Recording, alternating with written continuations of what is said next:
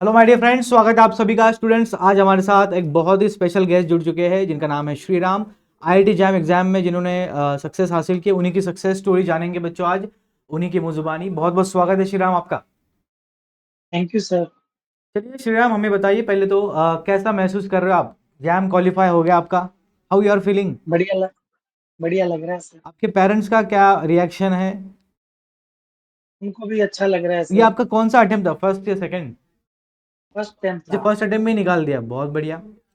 चलिए हमारे व्यूवर्स को बताइए, आपने जब आईआईटी जैम की तैयारी की, कैसे पता चला आपको आईआईटी जैम के बारे में कि ये एग्जाम देना चाहिए, हमारे आगे जाके स्कोप है? बड़े बड़े भैया के थ्रू पता चला। अच्छा, बड़े उन्होंने भैया भी के थ्रू। जेम का दिया था। ओके। और आपने तैयारी कब से स्टार्ट की? मैंने 5 ऑफ मई से अच्छा, बीएससी में स्टार्ट किया आपने? कौन से सेमेस्टर में? बीएससी बीएससी फाइनल में? फाइनल ईयर में ओके, फाइनल शुरू सेमेस्टर में आपने स्टार्ट किया। तो हमारे व्यूवर्स को बताया, जब आपने आईआईटी एग्जाम की तैयारी की तो क्या क्या चैलेंजेस आपके सामने आए? बिकॉज कॉलेज करते करते, सेमेस्टर की पढ़ाई करते करते आपको जाम का एग्जाम देना होता है, तो किस तरीके से आपने हैंडल किया, क्या क्या चैलेंजेस आए? जैसे सर चैलेंज तो बहुत है, कॉलेज वाले को साथ मेंटेन करना, ये चैलेंजेस था एक तो। और जब मैंने शुरू किया था तब मैं टेस्ट नहीं दे रहा था। अच्छा। तो 2-3 महीने मैंने केवल नोट्स बनाए, बस। फिर जब से कोचिंग वालों ने टेस्ट लेने शुरू किए, तो उससे बढ़िया होता गया। हर टेस्ट दिए बहुत, तो और उनका एनालिसिस वो सब बहुत इम्पोर्टेंट रहा। ऑलराइट। तो आपने बताया कि आपने टेस्ट दिए बहुत सारे, तो मॉक टेस्ट आपने कितने लगाए और कब से मॉक टेस्ट देना आपने स्टार्ट किया? एग्जाम के एक महीने पहले, डेढ़ महीने पहले कितने मॉक टेस्ट आपने लगाए?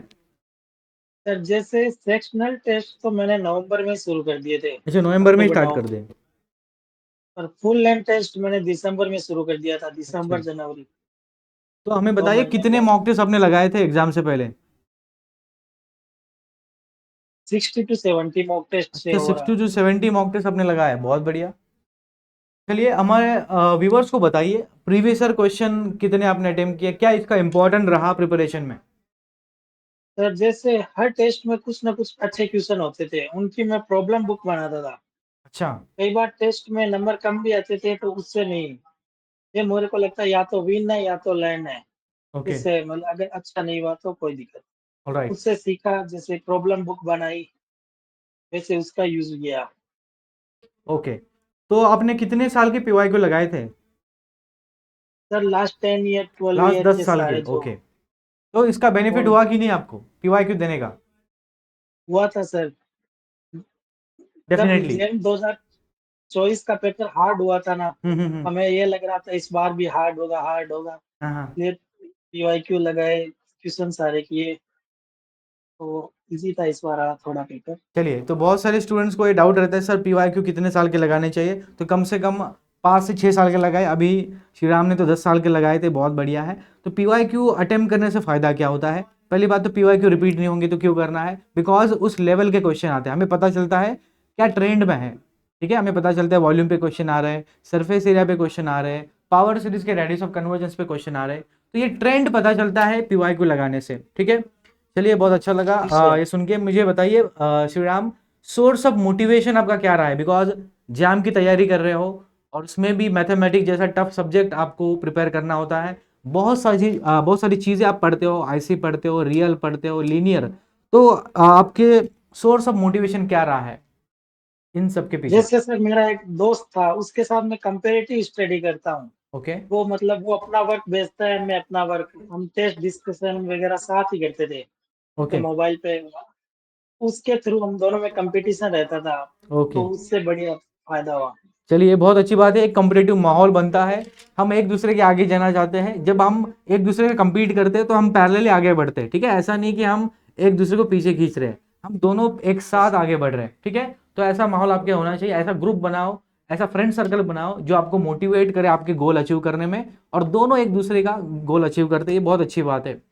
चलिए, मेरा नेक्स्ट जी सवाल सर। आपके लिए, आईआईटी जाम ही क्यों? बिकॉज मैथ्स में तो बहुत सारे एग्जाम्स है, एमएससी एंट्रांसेस है, वाई आईआईटी जाम? क्यों आपने आईआईटी जाम ही ऑप्ट किया? वैसे सर आईआईटी में जाना सबका सपना होता है वैसे। यस। और जेई के थ्रू मैंने जेई नहीं दिया था उस समय कोई रीजन से। ओके।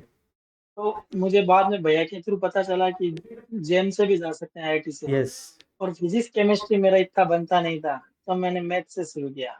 चलिए, तो देखो लाइफ हमेशा आपको दो अपॉर्चुनिटी देते हैं। जय जिन्होंने दिया है उनके लिए जैम रहता है, और जैम अपॉर्चुनिटी इस बार श्री राम ने ग्रैब किया और वो अचीव भी किया है। तो चलिए, उसके लिए तो बहुत बहुत शुभकामनाएं। मेरा नेक्स्ट सवाल आपके लिए, श्री राम, जैम की तैयारी में बहुत सारी चीज़ें आपको पढ़नी होती है, तो ऐसा कोई सब्जेक्ट आपके सामने आया है कि आपके लिए बहुत चैलेंजिंग था और आपको बहुत तकलीफ दिया वो पढ़ाई करते समय, ऐसा कोई टॉपिक रहा है? वैसे तो नहीं रहा, पर मैंने थोड़ा लेट शुरू किया था। मैं मेरे एक सब्जेक्ट रह गया था, ग्रुप थ्योरी करके। अच्छा, ग्रुप थ्योरी रह बाकी गया। मैं क्योंकि उसमें लास्ट में थोड़ा ही कर पाया, मतलब बाकी सारे सब्जेक्ट को मैंने सही से टाइम दिया, टेस्ट लगाए। तो ये सोचो, जिस सारे मत पढ़ो, जितना मतलब अच्छा लगे डेफिनेटली। आपको। हम्म। कोर के हिसाब से देखो कि मतलब प्योर पढ़ना है, अप्लाइड पढ़ना है, वैसे। चलिए, तो बहुत मुझे बढ़िया। प्योर में ज्यादा अच्छा लगा। आपका प्योर अच्छा है। टीएल एनालिसिस और ओके ओके, अच्छा है मेरा। चलिए। तो बहुत इंपॉर्टेंट बात इधर रेज की श्री राम ने कि आपको जो आ रहा है उस पर ज़्यादा फोकस करिए।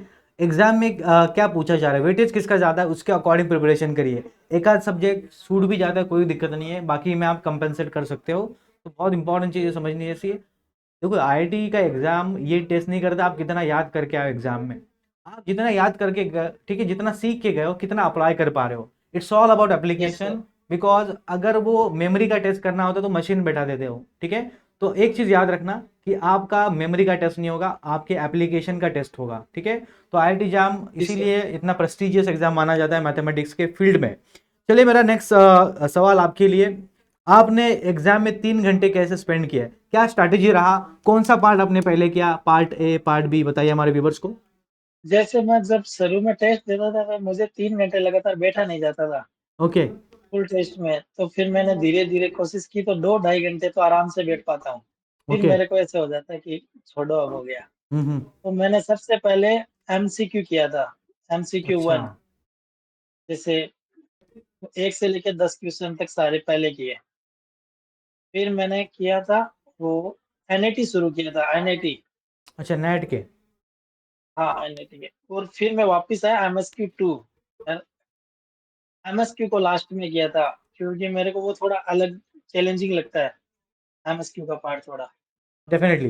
तो देखिए स्टूडेंट्स, आपको जो कंफर्टेबल महसूस था, अगर आपको लगता है कि पहले मैं एमसीक्यू बनाऊं, एमसीक्यू अटेम्प्ट करिए, आपके कंफर्ट के अकॉर्डिंग स्ट्रेटेजी बनाइए। ऐसा नहीं किसी एक स्टूडेंट के लिए एक पर्टिकुलर स्ट्रेटेजी है, अपना कंफर्ट जोन देखिए। मॉक टेस्ट लगाते समय आपको स्ट्रेटेजी पता चलेगी, मुझे एक सीक्वेंस क्या रखना है, पहले नेट बनाने हैं, पहले एमसीक्यू बनाने हैं।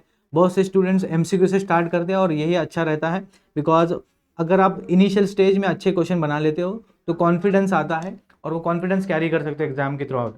चलिए, मेरा नेक्स्ट क्वेश्चन आपके लिए, आपने जो सक्सेस हासिल किया आईआईटी जैम का, उसका क्रेडिट आप किसको देना चाहोगे, ऐसा कोई इंसान, एक व्यक्ति जिसको आप डेडिकेट वैसे करना सर चाहोगे सक्सेस?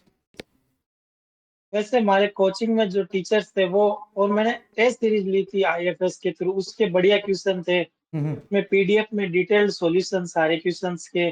ओके मुझे किसी में दिक्कत होती थी तो मैं वो देख लेता था। ओके। मतलब सबका क्रेडिट तो हमारे टीचर्स को ही है, फिर मैं खुद को देना चाहूंगा, मेरे फ्रेंड्स को, ऑल सर्कल। राइट।